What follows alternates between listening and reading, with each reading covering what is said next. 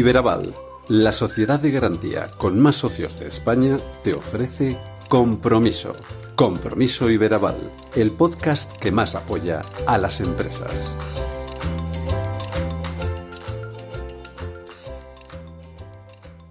Bienvenidos y bienvenidas a un nuevo episodio de Compromiso Iberaval, el podcast donde reflexionamos sobre economía, empresa y sociedad con voces expertas, pero también con una mirada crítica. Soy Chema Sánchez, director de comunicación y marketing digital de Iberaval, y os acompaño en este cuarto capítulo de la quinta temporada. En este episodio hablamos de dos conceptos clave para construir un tejido económico sólido: la inversión con criterio y el asociacionismo con propósito. De un lado, escucharemos a Carlos González, responsable de Investing.com en España, y a Francesco Casarella, analista financiero, quienes desmontan falsas creencias sobre el ahorro tradicional y abogan por una cultura de inversión a largo plazo, bien planificada y diversificada. Frente a un entorno de inflación persistente, su mensaje es claro: dejar el dinero parado es perder poder adquisitivo. Del otro lado, Eduardo Estevez, director de Empresa Familiar de Castilla y León, reivindica ese asociacionismo empresarial como actor clave en la transformación democrática y económica. Su experiencia de más de un cuarto de siglo queda reflejada en su libro, que lleva ese título precisamente: El asociacionismo empresarial, el quinto poder. Él nos hace esa pregunta, si es el quinto poder. En este texto analiza cómo las asociaciones, si están profesionalizadas y son independientes, pueden convertirse en verdaderos referentes sociales. Hoy hablamos de finanzas, de estrategia colectiva, de compromiso empresarial y de futuro. Si te interesa cómo mejorar tu economía personal o cómo fortalecer la influencia de tu organización, este episodio te va a aportar mucho.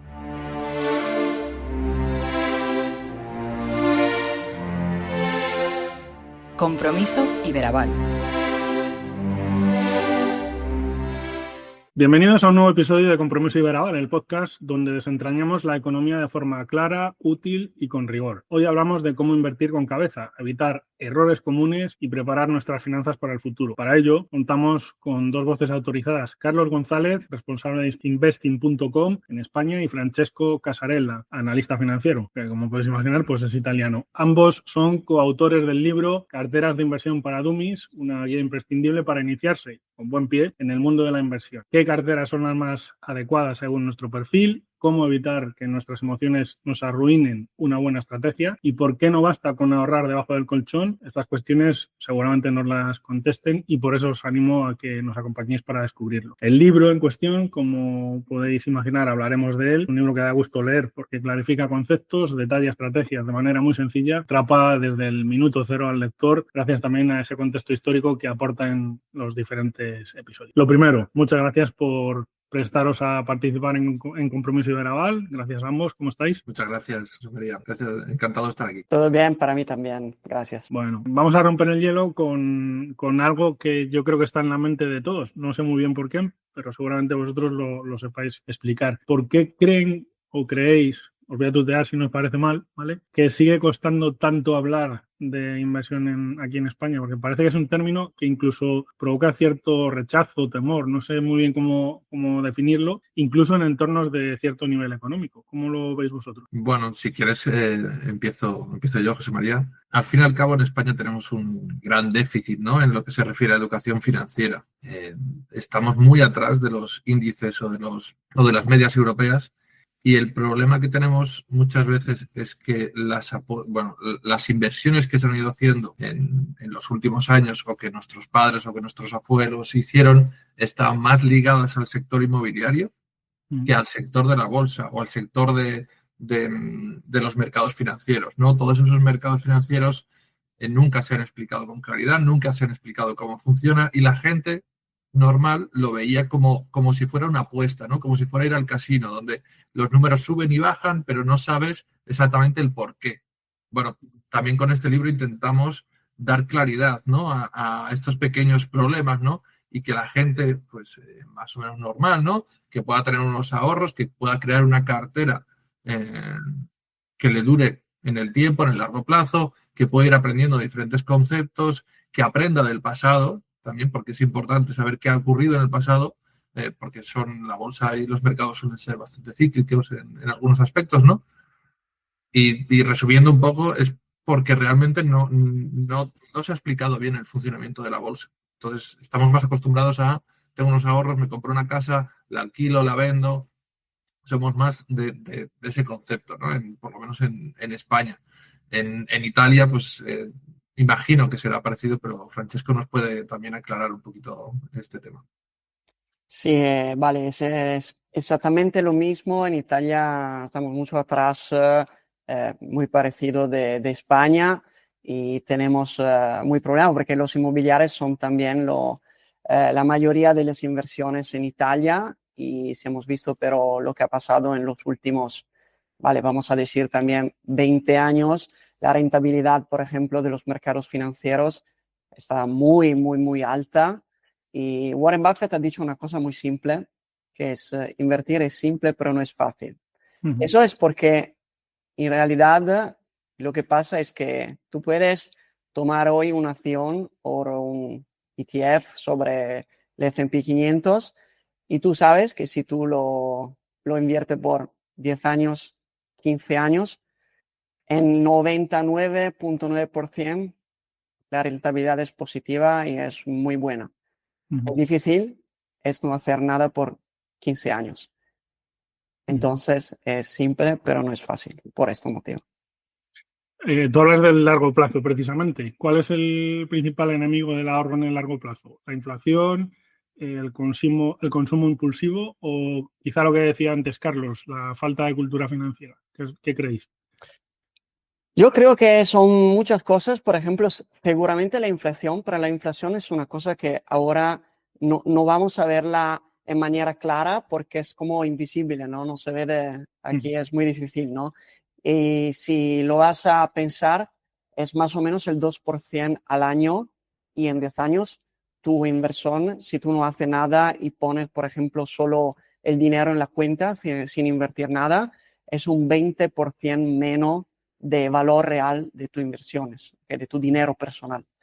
Y eso es por la primera razón, porque es muy difícil invertir. Y la segunda cosa es comportamental. Seguramente comportamental porque, como ha dicho Carlos antes, la gente piensa que es como una apuesta, el mercado baja, sube sin razón, y cada día las personas van a ver las aplicaciones, van a ver las carteras. Y yo digo siempre este ejemplo, ¿no? Pensamos que nuestra casa mañana, empezamos desde mañana, nuestra casa tienes un precio sobre la puerta, ¿ok? Tú vas a ver la puerta y vas a ver un precio, hoy es 100, mañana es 110, entre una semana es 90, pasaría lo mismo comportamiento, la misma cosa que cuando miramos las acciones. Esa es la diferencia. En realidad, los inmuebles se mueven también como las acciones. La diferencia es que no tienes un número sobre la puerta, un precio que te dice, mira, hoy está bajando, hoy está subiendo. Esa es la razón por qué las personas hacen muchos errores en el corto plazo sobre inversiones financieras. Dais un dato que es bastante impactante, aparece en el libro, y que muchas veces pues el común de los mortales, vamos a decirlo así, no se para a reflexionarlo, ¿no? Y es que invertir 100 euros al mes al 4% durante 33 años, ponéis esa cifra, puede revertirnos o darnos un resultado de más de 80.000 euros. ¿Por qué nos enseña esto desde el colegio, Carlos? Bueno, ese es uno de los problemas, ¿no? que tenemos ahora mismo también en educación financiera. Todos los que tenemos hijos o tenemos conocidos con hijos, hemos estudiado, evidentemente, nosotros en colegios, escuelas, universidades españolas o internacionales, se aprende de muchas materias, pero queda fuera totalmente la educación financiera. ¿Qué pasa? Que aquí hay un gap. Si a ti no te explican cómo funciona la nómina, cuáles son los conceptos, imagínate los mercados financieros. No lo sé, un gran porcentaje de alumnos con 18, 19 años va a la universidad y no sabe nada de finanzas. O sea, nada es cero. ¿Cómo funcionan los mercados? ¿Qué es la inflación? El PIB. Son conceptos muy básicos que quedan al margen totalmente de la economía. Entonces, o te los explican en casa o tú por ti mismo necesitas, o porque tienes interés, porque te gustan estas materias, tienes que formarte por ti mismo. Porque ahora mismo no hay opción. No hay ninguna materia dentro del sistema educativo español hasta los 18 años que te expliquen estos conceptos. Con lo cual hay un gap muy grande ahí que es imposible de salvar hasta que los que crean estos planes de estudio pues se den cuenta de que por lo menos necesitan yo no estoy diciendo que a los niños de 7 años les expliques cuál es la teoría del interés compuesto, ¿no? Que a lo mejor les puede explotar un poco la cabeza, ¿no? Pero ya a determinadas edades sí que puedes meter algunos conceptos que creo que podría ser muy interesante y que a la larga les abriría la cabeza para interés para buscar nuevas, conocer, ¿no? Por lo menos tener varias alternativas. Francesco, ¿qué hábitos financieros básicos recomendáis implementar desde ya para mejorar la salud económica de cualquier particular? Vamos a decir. Vale, están muchas cosas que podemos hacer. Por ejemplo, tener siempre controlados nuestros números. Yo digo siempre, nosotros como personas somos como una compañía financiera. Entonces hay que saber cuánto tienes de gastos, cuánto tienes de beneficio y cuánto tú puedes ahorrar cada mes. Esto es muy importante porque antes que empezar a invertir, yo tengo que saber cuáles son mis números. Esa es la cosa primera. Es como un beneficio financiero a largo plazo como persona, no solo como rentabilidad.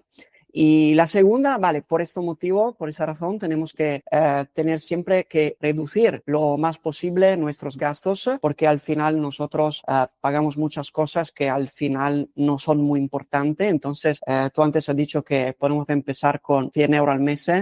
Vale, yo puedo tener 100 euros al mes cortando, por ejemplo, otras suscripciones sobre otros servicios que no son así importantes para nosotros, porque vamos a decir la realidad, muchos servicios que pagamos no son importantes para nuestro beneficio personal, solo porque, por ejemplo, vamos a pensar, no sé, los servicios en streaming, vídeo, audio, todas estas cosas, yo puedo, vale, ahorrar un poquito más e invertir lo que falta después, es muy importante.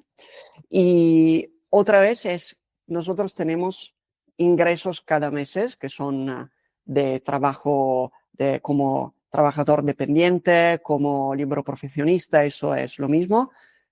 La primera cosa es, antes que pagar gastos, antes que hacer nada, tengo que pagar mí mismo como primera cosa. Y después que yo haya pagado mí mismo, puedo tomar este dinero e invertirlo, por ejemplo, ¿no? Una parte de este dinero que yo pago con mí mismo. Son reglas, son hábitos, como has dicho tú, son hábitos recurrentes y cada pequeñito Ahorro, sí. ahorro es lo pequeñito cada mes, lo pequeñito cada día que hace la diferencia a largo plazo. No es hoy voy a invertir 100.000 euros y mañana tengo 1 millón. No, es cada día, cada semana, cada mes. Esa es la diferencia muy importante. Es como que yo tengo los hábitos. Carlos, te toca la pregunta del millón. Espero que estés agarrado a la silla porque en el libro alertáis de la insostenibilidad, algo que se viene hablando desde hace mucho tiempo, del sistema de pensiones en España. No sé si creéis que es realista pensar en que nuestra jubilación, la nuestra seguramente, ¿no?, pero va a depender de eso que estaba diciendo Francesco, del ahorro diario. Es que aquí tenemos un gran problema en España, que muchos somos conscientes, pocos son realistas y nadie ofrece soluciones.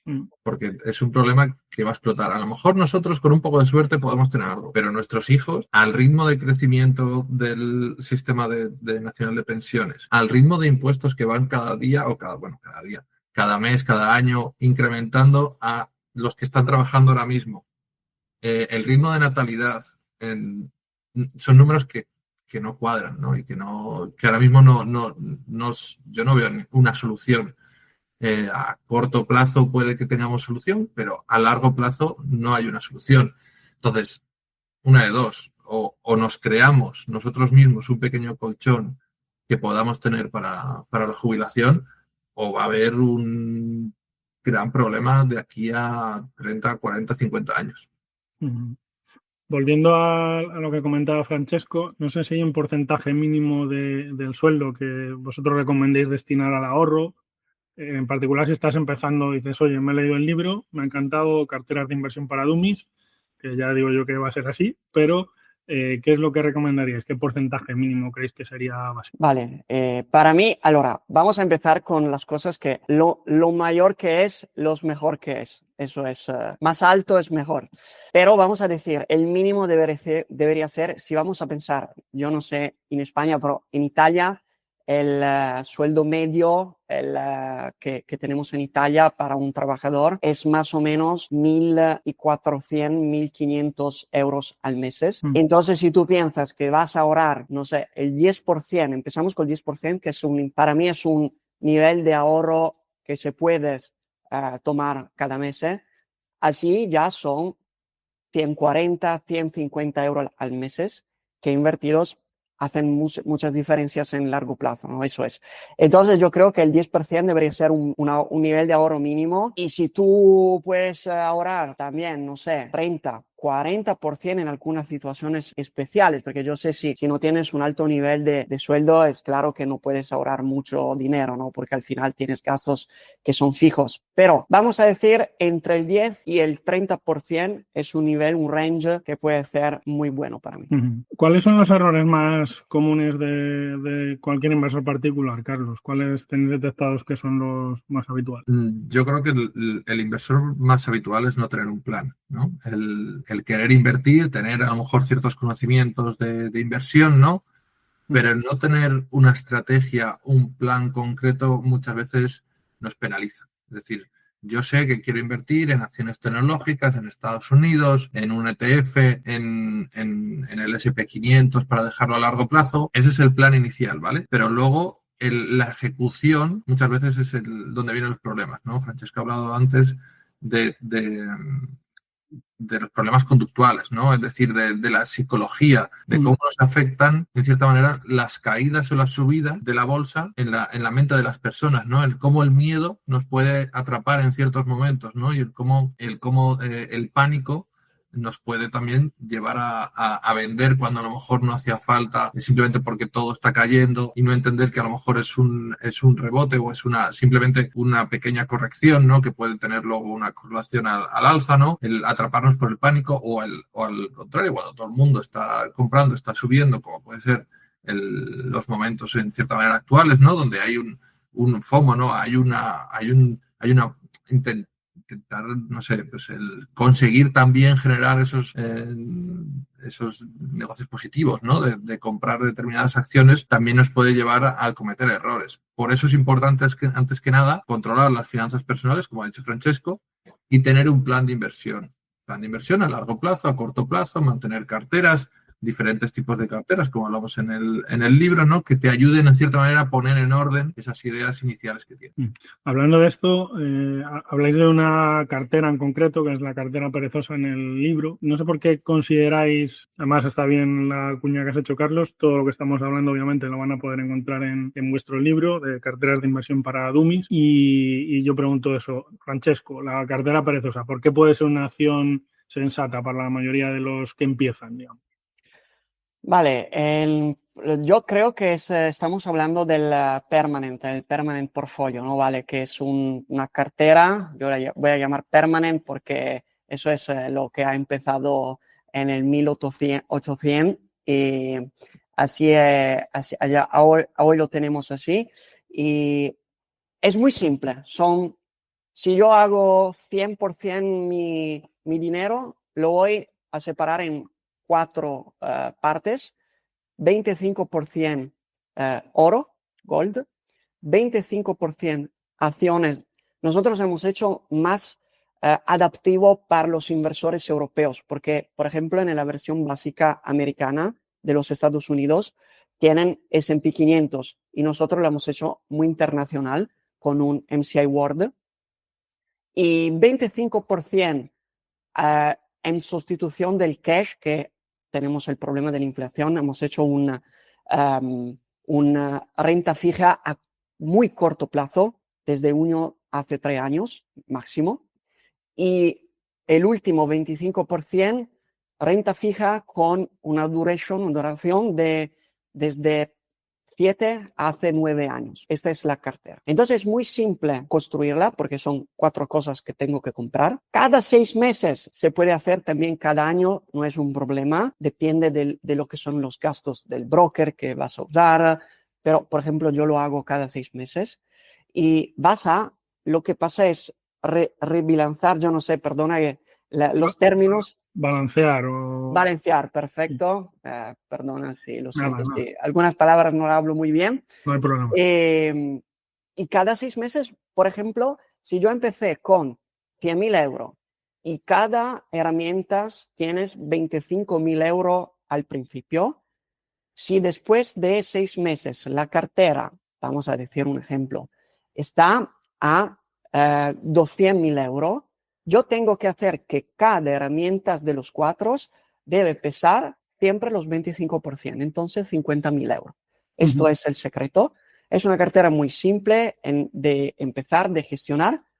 Ha hecho mediamente cada año un 5 o 6% al año, y eso, si tú vas a pensar que es una cartera defensiva, es una rentabilidad muy buena, especialmente porque si hablamos de riesgo, cuando que los mercados caen mucho, vamos a pensar 2008, 2018, 2022, cuando que tenemos los bear market muy fuertes, esta cartera ha caído desde el 10 hasta el 15%. Entonces es muy defensiva, sobre todo cuando que las cosas van mal. Y tienes pero una rentabilidad muy buena. Entonces esto es para mí una cartera muy simple. Pensamos ahora que el oro ha hecho nuevos récords entre los últimos 2 años. Es la asset class que ha hecho mejor entre los últimos 20 años, y la única manera para tomar toda la rentabilidad, estar a mercado, time in the market, y este tipo de carteras son las únicas que te pueden hacer esta cosa. En el libro se mencionan ejemplos históricos, los has sacado toda la colación, de burbujas. ¿Qué podemos aprender de ellas, si es que hemos aprendido algo, para evitar repetir esos errores que tuvieron lugar? Carlos. Sí, no, en el libro pues intentamos hacer un repaso, ¿no? de las últimas burbujas que ha habido, ¿no? Hablamos desde los tiempos más antiguos de la burbuja de los tulipanes, por ejemplo, que es algo que a mucha gente les puede sorprender, ¿no? Y hacemos más repaso también de recientes, ¿no? Como las del .com. O sea, al fin y al cabo, la lección aquí que podemos sacar es que cuando tu panadero, ¿no? Cuando vas a comprar el pan, cuando vas al supermercado, cuando vas a sitios donde a lo mejor la bolsa, los mercados financieros no debería estar tan presente, y oyes hablar a gente de inversión, finanzas, oye, voy a invertir aquí, has visto esta acción que ha subido ya un 40%, voy a meter ahí a todos los ahorros de tal, ahí es cuando tenemos que tener miedo. Y ahí es cuando la burbuja se está formando. Cuando oyes hablar a gente que no está o que no tiene esa formación de meterse simplemente en los mercados financieros porque es la moda, porque ven que todo sube, porque es toda alegría, ahí es cuando suele venir los batacazos más grandes, ¿no? Y nos podemos tener últimos ejemplos también con las criptomonedas, sería un universo ciertamente paralelo, ¿no? Con todas las monedas meme y todas estas cosas que hay, ¿no? Pero podría ser un ejemplo, ¿no? Cuando ves que todo el mundo está invirtiendo o más o menos gente que no tiene conocimientos de inversión mínimos para llevar a cabo este tipo de estrategias y de acciones, ve que está planeando el invertir en bolsa en este tipo de activos o en determinados tipos de activos, nos puede llevar un poco a la conclusión de que se está creando una burbuja en determinados activos. Francesco, tú lo ejerces en el día a día, pero ¿qué factores deben priorizarse a la hora de elegir un broker? ¿Qué consideras que es clave para, digamos, vivir con cierta tranquilidad por parte del potencial inversor? Vale, por ejemplo, las primeras cosas, en Italia funciona así, yo creo que en España está lo mismo. Nosotros tenemos una autoridad de vigilancia que mira todos lo que son los brokers presentes, brokers y bancos, y van a poner reglas para que estas empresas trabajen en Italia. Y las primeras cosas, cuando que yo oigo, por ejemplo, que está un nuevo broker en la plaza italiana, la primera cosa yo voy a ver si en el sitio web de la autoridad de vigilancia está ya en la lista de los brokers autorizados. Esa es la primera cosa. La segunda puede ser, por ejemplo, si tenemos la mayoría de los brokers en Italia, los principales son, tengo la cotización en bolsa. Entonces, si son cotizados, tú sabes que ya tengo algunas reglas fijas que no pueden hacer cosas malas en comparación. Y eso es por un broker que es un buen broker. Después hay que mirar, por ejemplo, los gastos que te aplican cuando que tú compras y vendes activos, ok, vale, puede ser brokers que tú pagas, no sé, €1 para operación, para comprar y €1 para vender, o pueden ser brokers más caros que pagan 20, 25 euros para comprar y para vender. Esa es una cosa muy importante, porque si tú haces 10, 20 operaciones cada mes, vamos a decir, es muy dinero de diferencia. Y también otros tipos de gastos, por ejemplo, los spread que tienes entre precio dinero y letras, ok, esto es muy importante, otra cosa que vamos a mirar. Y la última cosa, aquí yo hablo por la Italia, por ejemplo, es la parte fiscal, por ejemplo, porque tenemos dos tipos de fiscalidad en Italia. Tenemos administrados, entonces esto significa que hace todo el broker, tú no hay que hacer nada como pagar gastos, tasación, hace todo el broker en automático. Y tenemos el régimen declarativo que hay que hacerlo tú. Cada año la declaración y hay que pagar los gastos sobre las ganancias, por ejemplo. Esto es una otra cosa que vamos a mirar siempre en un broker. Enlazando con esta respuesta, Carlos, y un poco por si tú la quieres complementar, y en cuanto a fiscalidad, ¿qué errores se suelen cometer aquí en España por parte de los pequeños inversores? Bueno, lo que ha explicado Francesco está muy bien, ¿no? Hay que fijarnos en la regulación de esos brokers, no dejarnos llevar por ofertas o por promociones que pueden sonar muy bien, que nos pueden atrapar en cierta manera en un broker y que ese broker luego, si tengamos que hacer una reclamación, tengamos que hacerlas a las Islas Vanuatu con todos los riesgos y los problemas que eso implica, ¿no? Siempre tenemos que mirar lo primero la regulación de ese broker, que esté regulado por entidades solventes, es decir, en España puede ser la CNMV, en otros países tienen igual de entidades como la CNMV, por lo menos que esté regulado en alguna región o país que pueden estar a salvo nuestros ahorros ahí dentro, ¿no? Y en caso de problemas, pues podamos tener más facilidad a la hora de presentar una reclamación, ¿no? Otra cosa que hay que tener en cuenta es el servicio de atención al cliente, que parece una tontería, ¿no?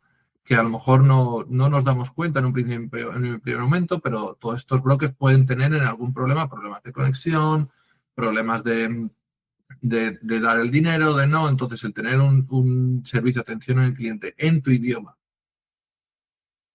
cuanto más disponible mejor, y cuantos más canales tengas para poder comunicarte con ellos, es mejor, ¿no? Son pequeños detalles que a lo mejor nos hacen decidir entre pagar un poquito más por ese tipo de compraventas, pero que nuestros ahorros estén a salvo, ¿no? El a lo mejor pagar un 1% de lo generado por tener 100% confianza de que ese es un broker confiable es muy poco en comparado con el poder perder todo lo que hemos ganado porque nos hemos dejado llevar un poco por la moda, por una oferta, por una promoción, sin habernos fijado en esos detalles, ¿no?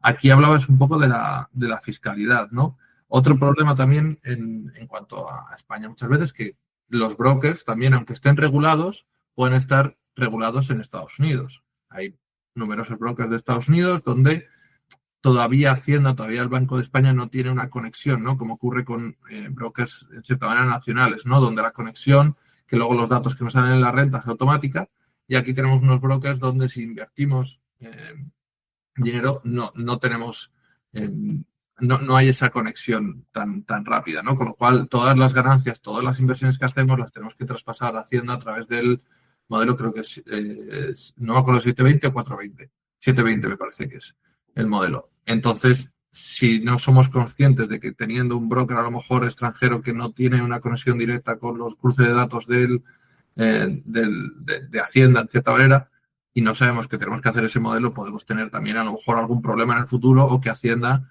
nos mande una cartita a casa con el susto que nos pueden llegar a provocar, ¿no? Aunque las cantidades en cierta manera sean pequeñas, ya nos pueden poner una multa, etcétera, etcétera, etcétera. Con lo cual son pequeños detalles que sí que creo que hay que tener en cuenta, ¿no? A la hora de elegir un broker, y sobre todo que si tú quieres pagar un poco más, si depende de tus conocimientos que tengas en bolsa para poder tener tus ahorros seguros y que no tengas sobresaltos. Imagino que a muchos de los que nos estén escuchando les ocurrirá que cuando entran a ver un vídeo en esa plataforma, el segundo buscador más conocido del mundo, le aparece un anuncio de traders, ¿no? Dicen en el libro que el 74% de esta figura pierde dinero. ¿Qué le dirían a alguien tentado en entrar en ese mundillo? ¿Qué opinión tenéis? ¿Voy yo? Mm. Sí, vale. Y las primeras cosas, lo que he dicho antes son los números. Entonces, si tú sabes, lo he dicho correctamente, 74 y en alguna plataforma son también más, también el 80%, el 85%, porque ganar a corto plazo es muy difícil. Si yo invierto en largo plazo, yo estoy bastante seguro que el 99% son de probabilidades de ganar en largo plazo sobre, por ejemplo, acciones. En corto plazo es muy difícil. Hay que tener una estrategia específica y sobre todo tienes que controlar cada vez los números de tu actividad. Por ejemplo, vas a hacer un diario de trading y yo hago trading, por ejemplo, en una parte más pequeñita de mi toda cartera. Por ejemplo, tú sabes que el buen inversor tienes que haber la mayoría de la probabilidad de sus partes, de su propia parte. Entonces, 90% es inversión a largo plazo y 10% lo puedes hacer a corto plazo si los números te ayudan. ¿Ok? Entonces, es correcto que tú empiezas hoy y vas a intentar por 6 meses, por un año, sobre todo si los mercados como ahora te ayudan, es más fácil ganar dinero. En estos mercados es más fácil. Si tienes mercados como el 2022, es más difícil porque el mercado cae y no es tan fácil ganar dinero como ahora. Eso es la primera cosa. Otra cosa es importante. Tenemos muchas estrategias, pero para mí 2 números son muy importantes cuando hacemos trading. La primera es el porcentaje de ganancia por cada operación que tú haces. Por ejemplo, una buena porcentaje puede ser, depende de las estrategias, 50, 60%. Es una buena ganancia. ¿Por qué? Porque si cada operación, y esto es el segundo número, por ejemplo, para cada euro que tú pierdes, tú ganas 2, 3 euros, una ganancia, un porcentaje de ganancia del 50-60% es buena. Por esto, cuando que escuchamos, por ejemplo, no sé, mira, hace mi estrategia, yo gano el 90% de las veces. 90% es casi imposible. Eso es. Lo primero que quiero hacer antes de que vayamos finalizando es agradeceros sobre todo el tono didáctico que estáis empleando, porque muchos de nuestros oyentes pues, no son especialistas en este ámbito y por eso quería trasladároslo. Y en este sentido, ¿qué diferencias existen? Habláis de ello también en el libro, ¿no? Os habría preguntado por la diversificación, por poner los huevos en diferentes cestas, pero creo que ya lo habéis explicado a lo largo de la conversación. Pero esta creo que sí que os la tengo que hacer. Y es las diferencias que consideráis que existen entre un fondo de inversión tradicional y un ETF, que habéis hablado en varias ocasiones de él o de ello. Y sí sería bueno dar un poquito de detalles, ¿os parece, Carlos? Bueno, son 2 activos que en una foto, por así decirlo, fija, parecen similares, pero que tienen características fiscales diferentes, ¿no? Tú en el tema de los fondos puedes ir cambiando de fondo ese dinero, es decir, tú tienes una inversión, tú tienes un ahorro, pongamos 1.000 euros, me da igual, y eliges un fondo dedicado al S&P 500, pero ves que el S&P 500 va subiendo, pero se ha estancado, dices, bueno, pues cambio el fondo y lo cambio a activos monetarios de renta fija, y luego al rato cambias el fondo y lo cambias a activos o el S&P World o lo que sea, ¿no? O mineras dedicadas al oro, me da igual. Todos esos cambios, al fin y al cabo, la fiscalidad no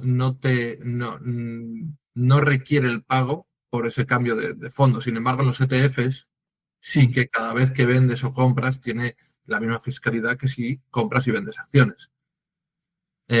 Por el resto pueden funcionar de manera muy similar, ¿no? puede que algunos fondos tengan una cotación, ¿no? O como mucho pueden llegar a determinado tamaño, o mínimo para funcionar tienen que tener un determinado tamaño, pero por regla general es bastante similar su funcionamiento, salvo el tema de la fiscalidad. Lo bueno de los fondos es que podemos ir cambiándoles sin necesidad de tener que tributar por esas ganancias o pérdidas que hayamos tenido durante el tiempo. Por último, y esta sí que me gustaría que la contestaseis los dos, lo que pasa es que el segundo va a tener esa ventaja competitiva, ya que hablamos en términos financieros, pero ¿cuáles creéis que son las 3 recomendaciones clave que todo inversor debería tener en cuenta en ese inicio que un poco planteáis dentro del libro? Francesco, si te parece. Sí, vale, las primeras es, como ha dicho Carlos antes, es tener un plan y una estrategia. Esa es la primera cosa, porque el mercado sube, baja, y si tenemos reglas, esto nos ayuda mucho para gestionar los periodos más difíciles, sobre todo las caídas muy fuertes. Esa es la primera cosa. La segunda cosa es tener tiempo. Vamos a saber que el tiempo es nuestro mejor amigo como inversores. Entonces, más tiempo tenemos, lo mejor podemos hacer sobre los mercados. Tercera cosa es tener a los mínimos los gastos, porque si la rentabilidad futura es muy incierta, que no sabemos lo que pasa en futuro, los gastos son seguros. Entonces, si no lo tenemos bajos, podemos hacer mejor nuestra rentabilidad de nuestra cartera. Estas son las 3 cosas para mí que cada inversor tiene que hacer. Carlos, te toca la pelota caliente. Sí, no, yo totalmente de acuerdo con lo que ha dicho Francesco, y aquí para complementar un poco la respuesta me voy a salir un poco del carril, ¿no? Y al fin y al cabo, si tenemos unos conocimientos básicos, si no tenemos unos conocimientos avanzados de inversión, bolsa, mercado, finanzas, aquello que podemos hacer es copiar, mirar aquellos que funcionan mejor, y como funcionan mejor no me refiero al que te sale de trading con un Lamborghini en la puerta, no. El que te sale mejor es inversores que llevan 30, 40, 50 años con sus carteras, que las puedes revisar en millones de páginas de Internet, ¿no? En herramientas, ¿no? Que puedes basarte. Y por qué no, si este inversor que lleva, pongamos Warren Buffett, Ray Dalio, toda esta gente, ¿no? Que lleva 30, 40, 50 años más o menos ganando al mercado, ¿qué es lo que está haciendo? Bueno, pues vamos a ver lo que tiene, vamos a ver lo que hace, vamos a ver en los informes trimestrales de su cartera qué es lo que está comprando, qué es lo que está vendiendo. Si no tenemos unos conocimientos avanzados, podemos empezar por ahí. Podemos empezar viendo qué hacen los grandes y a partir de ahí ajustar, evidentemente, a nuestro perfil de riesgo, analizar, aprender, formarnos más, pero y en el mundo del trading y las inversiones, al fin y al cabo, todo está inventado, ¿no? Y muchas veces podemos generar más ingresos mirando lo que hacen los que saben realmente, ¿no? Y los que llevan dedicándose a la vida todo este tiempo, que no inventando o creando una nueva estrategia, buscando empresas que pueden tener mucho potencial de crecimiento, pero tienen un riesgo de perderlo todo bastante amplio, ¿no? Todos conocemos casos como GoWest en España, Banco Popular, empresas de un crecimiento muy alto donde se han dejado llevar esos inversores por meter ahí el dinero, pero si ves los nombres de inversores grandes que tenían detrás, evidentemente verías que sus números a lo mejor pues no les cuadraban, ¿no? De ahí del poder ver o fijarnos en aquellos que hacen grandes inversiones y que llevan mucho tiempo en los mercados, ¿no? Pues lo dicho, gracias a Francesco Casarella desde Milán, a Carlos González desde Madrid por hacernos más accesible este mundo que muchos aún ven o vemos lejano en cierta manera. Ya digo, son los autores de Carteras de Inversión para Dummies, un libro que además se lee muy, muy ágil, muy fácil, con un lenguaje que es muy parecido a lo que hemos podido escuchar en esta jornada aquí hoy. Hemos aprendido a invertir no solo en una cuestión de dinero, sino también de tiempo, constancia y sobre todo educación. Y bueno, para quienes nos escuchan por primera vez, pues animarles a suscribirse a este podcast en cualquier plataforma de audio y a compartirlo con quienes creáis que este libro puede ser un buen regalo para las Navidades que están ahí a la vuelta de la esquina. Además os digo que lo es. Y nada, recordad también otra cosa que venís a decir en el libro, y es que el mejor momento para invertir fue ayer, el segundo mejor es hoy. Muchas gracias, chicos, y mucha suerte con este lanzamiento editorial. Gracias. Sí, muchísimas gracias, José María, por invitarnos, ¿no? Y por poder compartir un poco pues conocimientos de inversión que, como hemos hablado durante todo el podcast, pues son desgraciadamente necesarios, ¿no? El mejorar la educación financiera en España y en muchos otros países que digamos... Y en Italia también. Sí, sí, en muchos países que digamos avanzados, ¿no? Por decirlo de alguna manera. Compromiso Iberaval.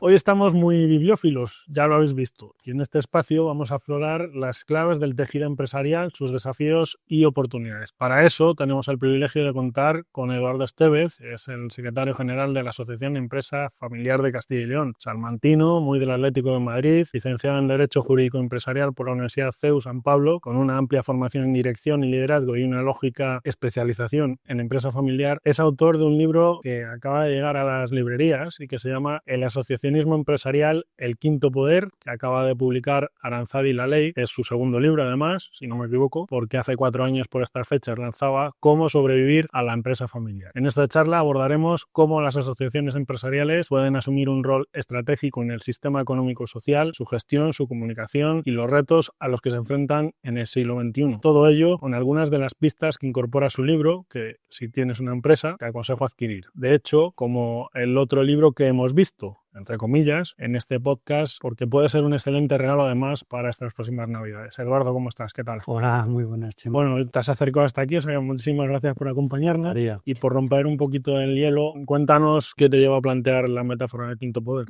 Al fin y al cabo es un libro sobre una vida profesional entera. Yo llevo muchos años en la Asociación de Empresa Familiar de Castilla y León como director y bueno, por un lado me apetecía, pero por otro lado también es un acto de responsabilidad el querer transmitir, trasladar pues este conocimiento aprendido en estos años con tantos buenos empresarios y con tantas experiencias.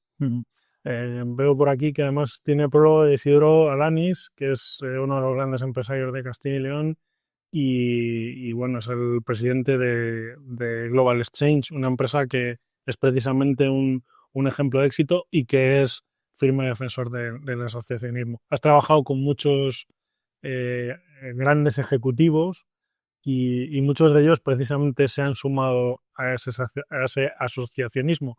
Cuéntanos qué crees tú que detecta un líder o que anima a un líder a ese objetivo de asociarse con otras empresas. Bueno, en primer lugar hablabas de los presidentes, en este caso de nuestra asociación de empresa familiar. Yo ya llevo conocidos, he trabajado con 13 grandes líderes empresariales de Castilla y León. Es un acto de generosidad por su parte infinito, porque ellos son ejecutivos de unas grandes empresas, son propietarios de sus propias empresas y, lógicamente, el poder dedicar parte de su tiempo a esta asociación, pues para el resto de asociados, yo creo que es un lujo y para mí un aprendizaje. ¿Por qué aceptan este compromiso? Que es cierto que no dura mucho en el tiempo, pero es un compromiso muy intenso porque la verdad que no paramos en los 2 años de cada presidencia. Yo creo que lo aceptan porque son conscientes de que la unión hace la fuerza y de que para muchas cosas son necesarias las asociaciones y más, en este caso, como hablo en el libro, las asociaciones empresariales, que no solamente tenemos una parte importante de dar servicio a través de la formación y la información a nuestros asociados, sino que hay otra parte muy importante, pues como lo llamamos lobby, de intentar defender los intereses, en este caso, de los empresarios familiares ante la administración, ¿por qué no también ante los medios de comunicación y la sociedad? Antes hablaba de 3 poderes. Los poderes fácticos tienen el ejecutivo, el legislativo y el judicial. Luego se empezó a hablar de la prensa como cuarto poder. En los últimos años se viene hablando del poder del mercado también. Cuéntanos cómo surgió esta asociación, nunca mejor dicho, de ideas, y cómo tú sitúas a ese asociacionismo como el quinto poder. Bueno, lo que tenemos claro es que hay 3 poderes reales en nuestra democracia. No lo tenemos muy claro, pero si asumimos que el cuarto poder son los medios de comunicación, Y yo pongo el tema del asociacionismo empresarial entre interrogantes porque quizás no sea el quinto poder, de hecho, pero hay hueco para que lleguemos a serlo. Yo estoy convencido de que, y así lo expreso en el libro, de que si somos capaces de tener asociaciones empresariales libres, profesionales y activas, tenemos mucho que decir a nivel de opinión y a nivel, ¿por qué no?, de influencia, ¿no? Porque desde la lealtad, pues las asociaciones también pueden tener su opinión en los temas que les afectan y ayudar a los políticos y a los legisladores, que son al fin y al cabo los que toman decisiones, ayudarles para que acierten a la hora de tomar estas medidas que tanto afectan a la empresa familiar. Vamos a poner dos planos, Eduardo, lo que tú has visto y lo que consideras. Porque tú lo has venido a decir, más de un cuarto de siglo, si no me equivoco, en empresa familiar, atendiendo a cada vez más empresarios, porque si no me equivoco ya estáis en torno a 160, 180 aquí en Castilla y León.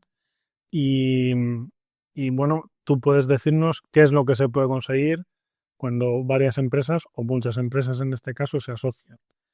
¿Y qué crees que pueden llegar a conseguir? No sé si me explico. Perfectamente. Y además es una de las partes que más me gusta de mi trabajo. Bueno, yo lo que tengo que decir es que primero, para que una asociación empresarial funcione, tiene que tener una masa crítica importante, no solo en cuanto a cantidad, sino a calidad. Nosotros en este cuarto de siglo hemos conseguido tener a las mejores empresas familiares de la región, con lo cual son punta de lanza para otras empresas más pequeñas que están en crecimiento, y lo que nos gusta es que sirvan de ejemplo para estas otras empresas un poco el camino a seguir. Pero por otro lado también nos da la fuerza suficiente para que en las distintas administraciones nos escuchen, porque aquí hay 187 empresas de mucha categoría que saben hacer las cosas bien, todas ellas con vocación internacional y con una trayectoria impecable. Entonces, llegados a este punto del cuarto de siglo, yo resumiría en esta parte que me preguntas que tenemos un buen acceso a nivel administración, tenemos una buena escucha por parte de las administraciones y somos una opinión más, en este caso a nivel de Castilla y León. Otra cosa es que nos hagan caso, ¿no, Chema? Entonces, bueno, ahí es donde creo que tenemos hueco para continuar trabajando y conseguir más cosas de las que conseguimos, entendiendo lógicamente que los políticos y los legisladores no solamente tienen los intereses empresariales, pero creo que hay recorrido para seguir trabajando y para seguir consiguiendo cosas. Seguro. Oye, en el libro pones énfasis en muchas cuestiones, pero hay dos que a mí sí me llaman la atención, que son, siempre refiriéndonos a asociaciones, la autonomía financiera, que deben tener esa autonomía financiera, o sea, no ser dependientes de, precisamente, administraciones, entiendo, y otras instituciones, y también la libertad económica de las mismas, ¿no? Esto parece claro, pero ¿por qué son elementos críticos a tu juicio, para una asociación? La independencia presupuestaria que tiene nuestra asociación, al igual que el resto de asociaciones empresariales de empresas familiares en España, pues tenemos la misma manera de funcionar. La asociación la mantienen los asociados con sus cuotas. Esto te garantiza una libertad 100% en hacer y en decir lo que hacemos y lo que decimos. No quiere decir esto que las asociaciones que tienen subvenciones o ayudas públicas no lo sean, ¿no? Yo lo que digo es que lo que es cierto es que si tienes independencia económica no estás al servicio ni estás limitado por lo que te puedan decir aquellos que te pagan o que contribuyen a que la asociación pues siga viva. Ahí entiendo, para la elaboración de este texto habrás visto a asociaciones más allá de empresas, no lo sé, te pregunto, pero sí me interesa que me pongas algún ejemplo concreto, si es que se te ocurre ahora mismo, de asociaciones que en tu entender estén trabajando bien en este momento. No sé si empresariales, de otro ámbito, asociativo, social, por ejemplo, cuasi institucional, no sé. Yo lo que más y mejor conozco es la red de asociaciones de empresa familiar que hay en España. Hay Me tienes que decir que funciona bien, claro. Claro, pero es que eso lo conozco. El resto, hombre, yo una de las cosas por las que he escrito el libro, más allá del contenido, que bueno, imagino que luego hablaremos un poco de qué recoge el libro, pero tiene un propósito, y el propósito es contribuir a que el asociacionismo en general, no solamente el empresarial, sino el asociacionismo en general, que a veces está considerado pues como de segundo, de tercer nivel, a nivel de trabajo y de sector, pues que tengamos un sector asociativo fuerte en España, porque si las asociaciones son fuertes, nuestra sociedad civil será fuerte, y nos encantaría pues que esto sirviese, por un lado, como contrapoder al poder político, que a veces, pues una vez que llegan las elecciones se olvida de mucha gente, y por otro lado, desde la lealtad, como he dicho antes, pues contribuir a nivel general, desde las asociaciones, a tener un peso que creo que ahora no tenemos. El subtítulo de este libro es Guía básica para la gestión exitosa de una asociación empresarial.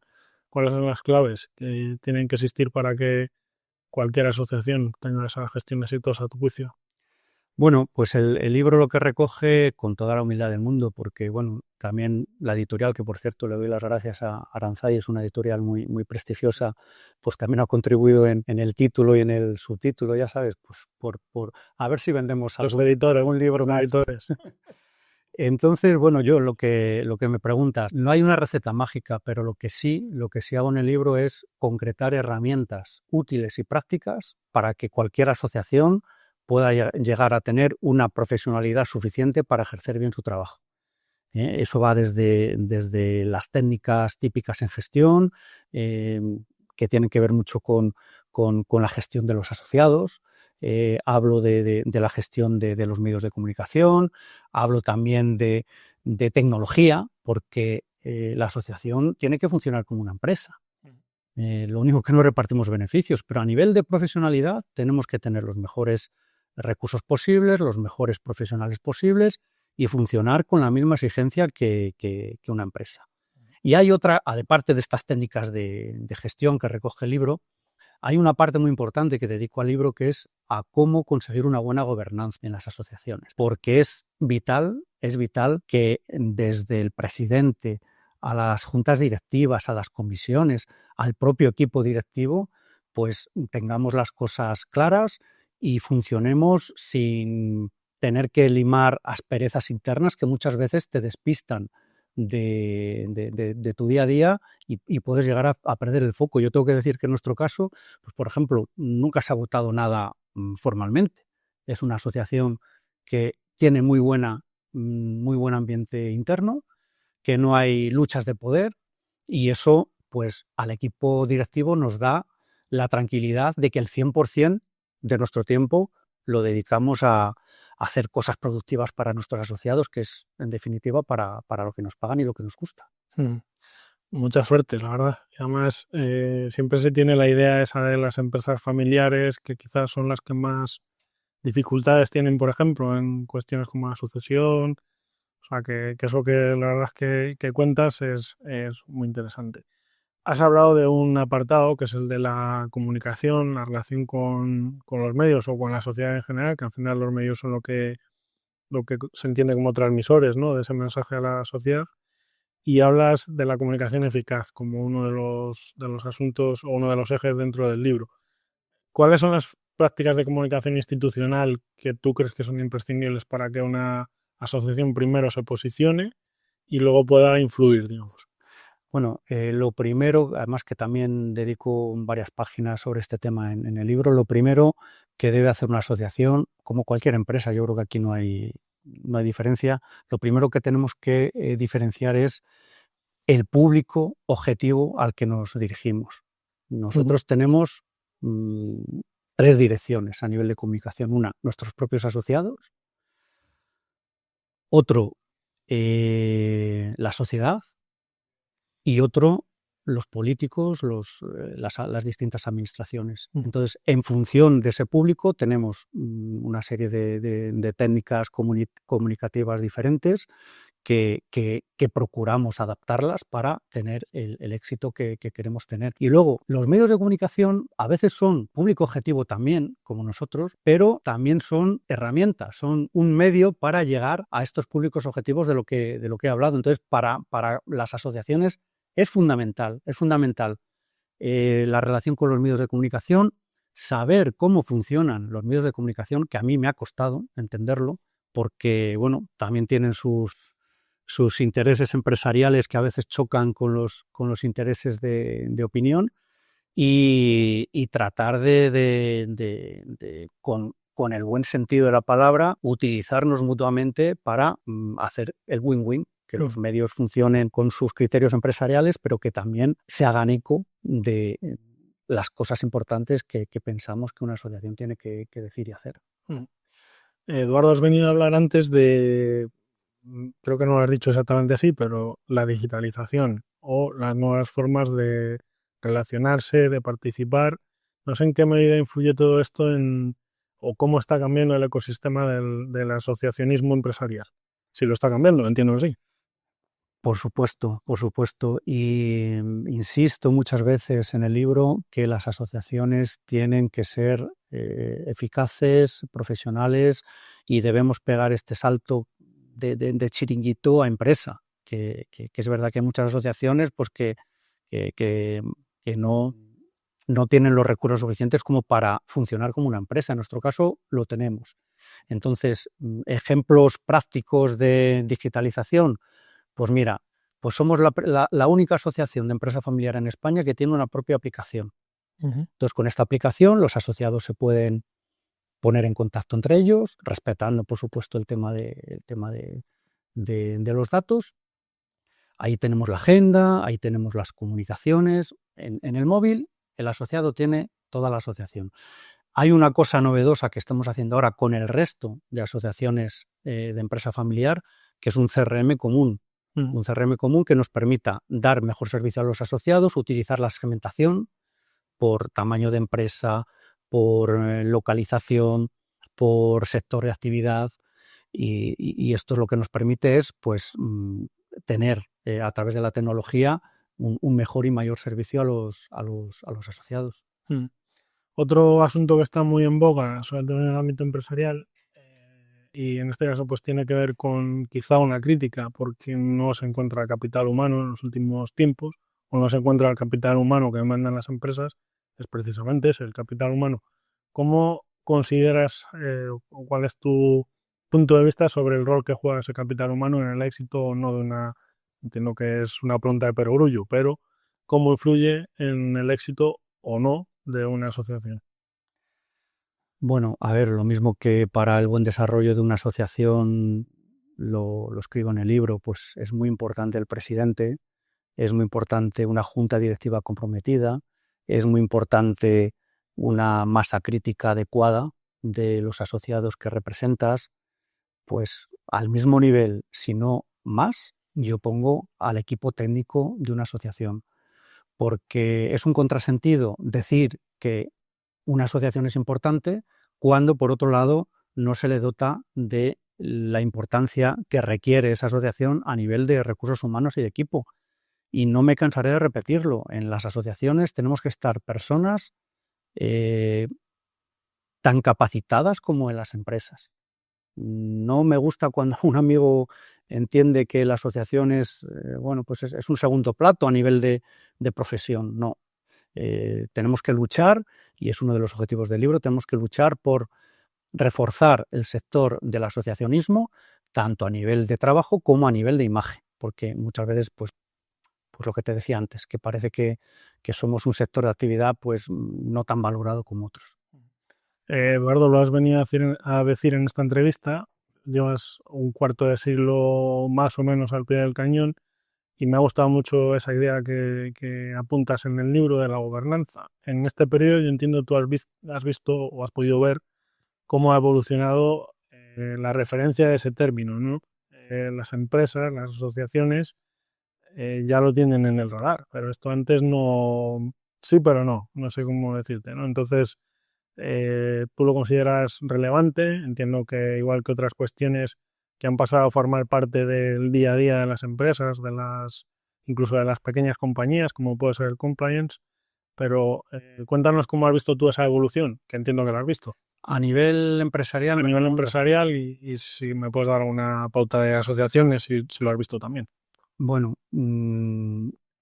comienzo por lo más fácil y lo menos complicado, que es a nivel de asociaciones. A mí me da mucha pena cuando veo asociaciones que desaparecen o que no cumplen su papel por una mala gobernanza. Y no tienes más que cogerte Google y verás un montón de historias de asociaciones que por luchas de poder, por envidias o por egoísmos, pues se van al traste, no cumplen su misión, la gente se da de baja y, por supuesto, la imagen que tienes a nivel sociedad pues es muy perjudicial. Entonces, un tercio del libro va sobre la gobernanza. A nivel empresarial es mucho más complicado, porque en el caso de las empresas familiares, date cuenta, Chema, que conviven los intereses del dinero y de los beneficios con los intereses de una familia. Entonces, muchas veces se mezcla en las decisiones los temas del amor con los temas del dinero. Y ahí somos muy beligerantes en nuestra asociación a nivel de que queremos ayudar a que las familias empresas familiares, sepan distinguir los distintos roles. Y para eso es necesaria una buena gobernanza. Porque si solamente el 15% de las empresas familiares llegan a tercera generación, la mayor parte de los casos no es por temas económicos, sino por una mala gobernanza que provoca una mala sucesión y provoca pues líos. Y eso es lo que no queremos. Lo que queremos es precisamente al revés, que una buena gobernanza de una empresa familiar está demostrado que es una ventaja competitiva frente a otros tipos de empresas. A nivel de compromiso, a nivel de apuesta por el largo plazo, a nivel de agilidad en la toma de decisiones. El largo plazo en una empresa, entonces entiendo que es crítico, igual que nosotros en Iberaval, ya tengo que meter la cuñita y discúlpame, nosotros en Iberaval siempre hablamos de que el empresario que maneja bien la gestión del largo plazo, en este caso en el acceso al crédito, tiene ventajas con respecto con el que no lo hace. En una empresa entiendo que es igual. Es una de las grandes diferencias de las empresas familiares. Y bueno, ya que hablas de Iberaval, pues instituciones como Iberaval ayudan mucho a esto, porque la tranquilidad que te da tener un control o una tranquilidad financiera en una empresa, eso te facilita mucho que apuestes por el largo plazo y no tengas que estar apretado y casi pues gestionando al día a día. A nosotros nos gusta decir que las empresas familiares no son especuladoras y nos molesta, por otro lado, que nos confundan con especuladores, con comisionistas. No, la empresa familiar no es eso. La empresa familiar apuesta por la tierra, a veces incluso deja de ganar dinero por gestionar en valores, y prioriza a las personas mucho antes que el beneficio. Y por ejemplo, yo no conozco empresas familiares que tengan bonus mensuales, como muchos directivos de otras empresas tienen, o bonus trimestrales por conseguir cosas que en el largo plazo no tienen tanto valor. La empresa familiar, nosotros tenemos en la asociación empresas de 150 años, que han superado guerras, que han superado crisis, y la última prueba la tenemos en la pandemia, que no desapareció ninguna empresa familiar. O sea que eso es un valor y como tal lo tenemos que decir y lo tenemos que conservar. Hablando de valores, tú en el libro, Eduardo, hablas de objetivos comunes, también de la ética, que es un poquito lo que estamos hablando en este momento en la gestión asociativa. ¿Cómo se articulan estos elementos sin volverse meramente retóricos? No sé si me explico. Pues mira, el tema de la ética, la primera frase de mi libro es una frase de un filósofo que habla mucho de la ética, que es Fernando Savater. Que yo lo que escribo de él, además le pedí permiso para utilizar esa frase y que me confirmase que es correcta. La frase dice que no somos libres de elegir lo que nos sucede, pero sí lo somos para actuar de una manera o de otra ante lo que nos sucede. Entonces, esta es la respuesta ya no solo de empresa familiar, sino como cada uno a nivel personal puede dar, dentro de su libertad, a ciertas situaciones incómodas que nos encontramos todos en nuestro trabajo, en las empresas, en la política, en las instituciones. Todos nos encontramos situaciones complicadas en el día a día. Y eso yo creo que viene de serie. Si has tenido la oportunidad de criarte en una familia con valores, de hacer unos estudios dentro de valores, pues será mucho más fácil que cuando tienes la posibilidad de trabajar en una empresa, en una asociación o en cualquier sitio, pues tu trabajo tenga ese componente ético que es primordial, sobre todo para uno mismo de dormir tranquilo. Eduardo, tú has dicho que, además yo creo que desde fuera se ve como tal, que has tenido, entre comillas, suerte en Empresa Familiar de Castilla y León, pero hay, también lo has dicho, asociaciones que es justo lo contrario, es decir, tienen conflictos internos permanentes, digamos que su vida se alarga en el tiempo hasta que aquello es insostenible, ¿no? Entonces, según tu experiencia, entiendo que hace referencia a ello también en el libro, ¿cómo se gestionan los conflictos internos? Pues eso, miembros con intereses diferentes, o falta de compromiso por parte de quien se asocia, en este caso. O sea, no hablamos de la importancia de asociarse, sino ya una vez que estás asociado. Ocurre. Dentro de una asociación, ¿cómo se gestiona esto para que, digamos, no se debilite ese conjunto o la voz colectiva? El libro tiene un par de capítulos expresamente sobre esto, pero si yo tuviese que resumir tu pregunta, yo diría que la única manera es la generosidad. Es decir, el poner por delante de los intereses individuales el interés colectivo de la asociación. Eso es lo que hacemos en Empresa Familiar de Castilla y León. Lógicamente hay muchos pareceres de vista diferentes, pero todo el mundo tiene claro que el objetivo común es la asociación. Y cuando hay que ceder, pues se cede.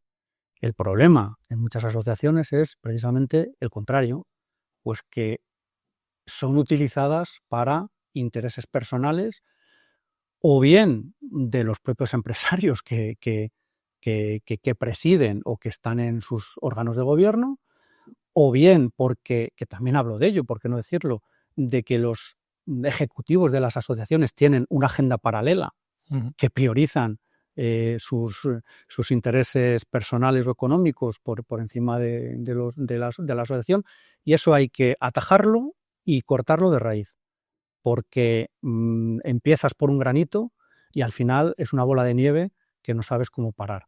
Y la consecuencia de todo esto, aparte del mal para la asociación, es que la división empresarial no es nada buena y la imagen que damos a la sociedad no nos la podemos permitir. Si queremos ser ejemplares para la sociedad, lo primero que tenemos que hacer es ser ejemplares nosotros mismos. Eduardo, tú hablabas al principio, y discúlpame que vamos a salto de mata, como se suele decir, pero tú hablabas al principio de esa ventaja, entre comillas, competitiva que tenéis, y es la independencia, ¿no?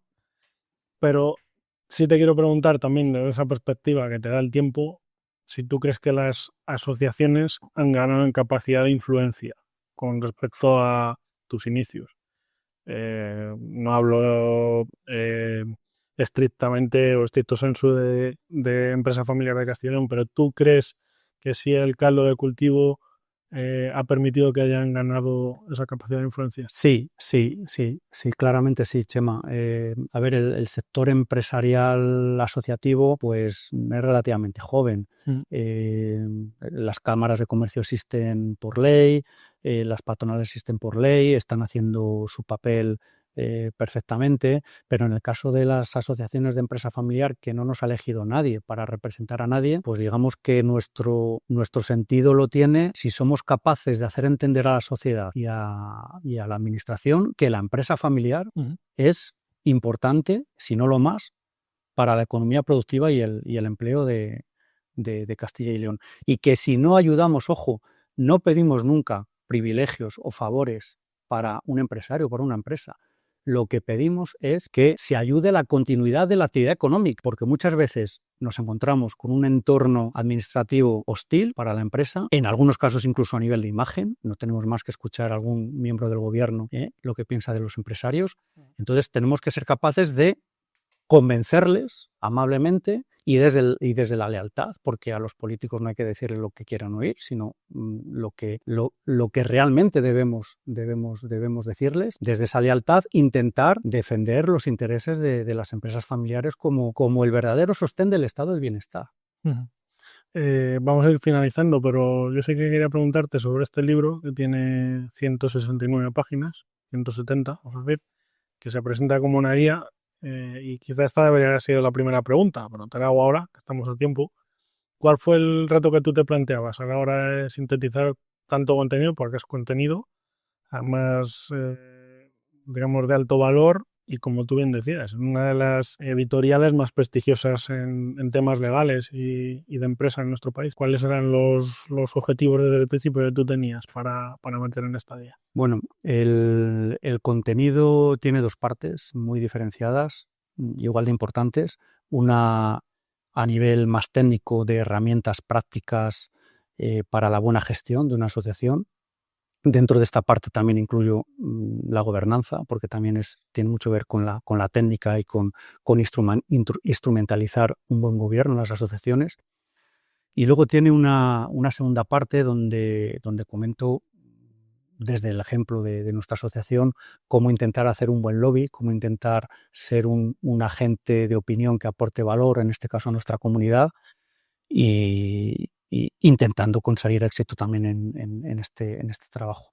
Pero el propósito de este libro, el sueño de este libro es que pudiese servir de orientación o de influencia para todas las asociaciones de España y llamar la atención de que podemos llegar a ser capaces de, a lo mejor es un poco exagerado, pero como lo digo en la contraportada, pues lo voy a decir aquí, de que podemos llegar a ser capaces de cambiar el mundo, porque el sector asociativo es más importante de lo que pensamos y lo único que tenemos que hacer es trabajar mejor, ser más exigentes y dar un pasito adelante, sobre todo a nivel de opinión, porque al fin y al cabo los políticos, las administraciones trabajan para nosotros. Entonces tenemos que ser más activos a la hora de opinar y decir cosas.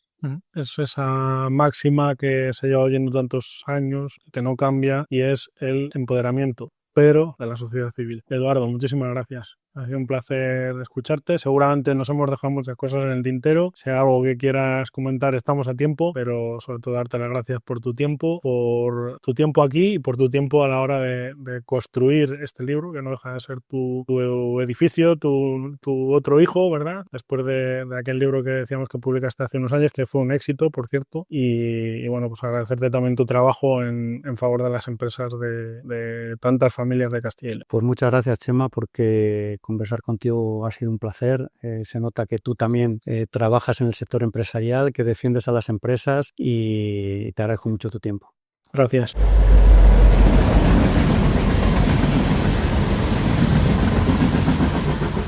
Compromiso Iberaval.